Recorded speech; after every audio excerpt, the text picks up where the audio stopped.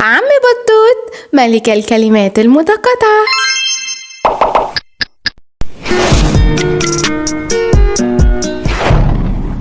ولكن لسوء الحظ الديون زادت على بطوط. يا ترى هيتصرف ازاي؟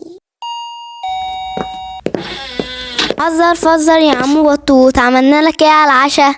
حاجة ما بتتاكلش من 7 حروف. فكر كده. عبقرينو، اهلا وسهلا بيك، نورتنا. انت بقى ساحر الكلمات المتقاطعة الغامض. يا خلبوز، طب ايه مشكلتك يا بطوط؟ احنا اتكلمنا مع عمو عبقرينو بخصوص شغلك يا عم بطوط. هو مش باين عليا؟ حل الكلمات المتقاطعة هي دي مشكلتي، بس ما بقاش في مسابقات احلها. كل الكلمات المتقاطعة بقت سهلة قوي، ودي حاجة مملة جدا. طبعا، ما احنا عارفين انت قد ايه خبير في الكلمات المتقاطعة يا بطوط.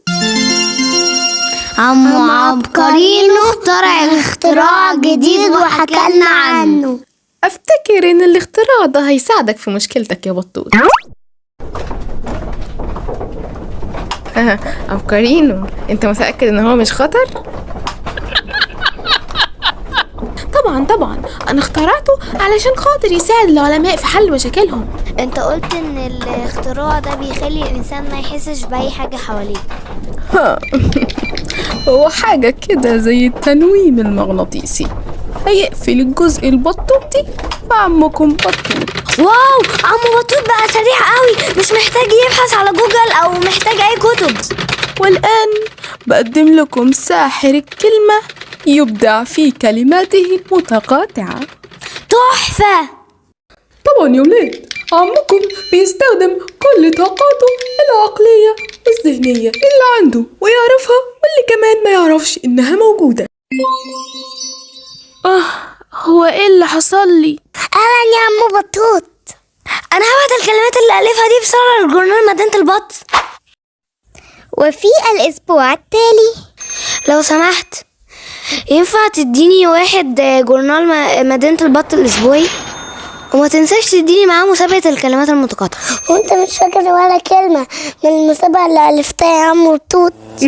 لا، أنا استلمت المرتب وحتى مش فاكر إن أنا ألفت الكلمات دي. العشاء جاهز يا عم بطوط. ما حدش يكلمني، أنا ما حسيتش بالمتعة دي من أسابيع. تصبح على خير يا عم بطوط.